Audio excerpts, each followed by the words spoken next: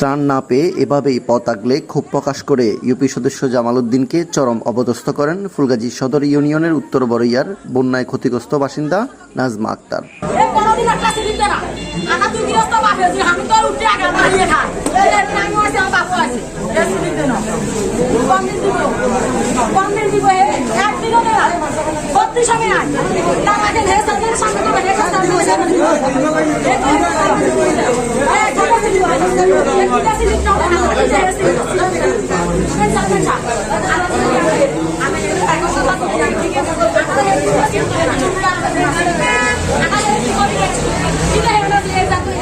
বন্যায় ক্ষতিগ্রস্ত বাসিন্দা নাজমা আক্তার বলেন, এর আজকে 3 বছর মেম্বারে পাতি নিছে, এর মেম্বারে দাঁড়াইছে 2-3টা আরম, এর কে ভোট দে না।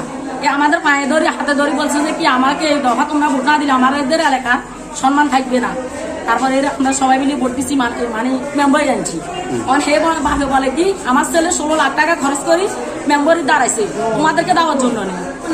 আমি নদীর পাড়ে বাড়ি, আমার উত্তর বাড়ি 2 নম্বর ব্রিজের গোড়া। পানিতে উঠতে মাইতে আমাদেরকে আগে দেয়, জিজ্ঞেস করেন সবাইকে নদীর ভিতরে যারা আছে এদের কি অবস্থা। এ কখনো দেয় 3টা আরাম হয়েছে, 3টা আরামে হে মেম্বারে থাকাকালীন আমি এখন এক জিনিসও পাইনি। এ না দিয়ে বলতেছে আমাকে দিচ্ছে, এখন সেজন্য বলতেছে আপনি কোরআন মাথা নিয়ে বলেন আমাকে জিনিস দিচ্ছেন।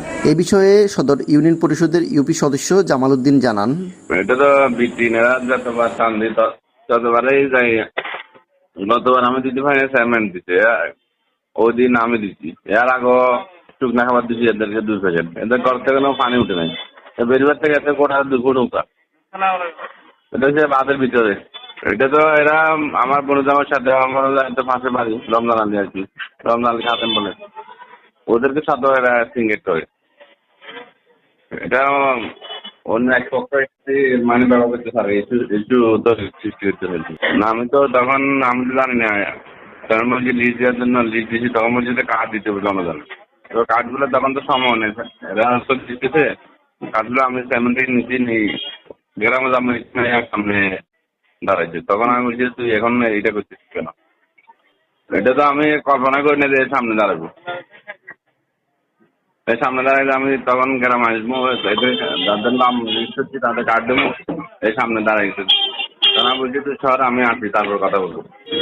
তাকে তো দাম তো যতবার টান আছে ততবারই সে দাম পায়।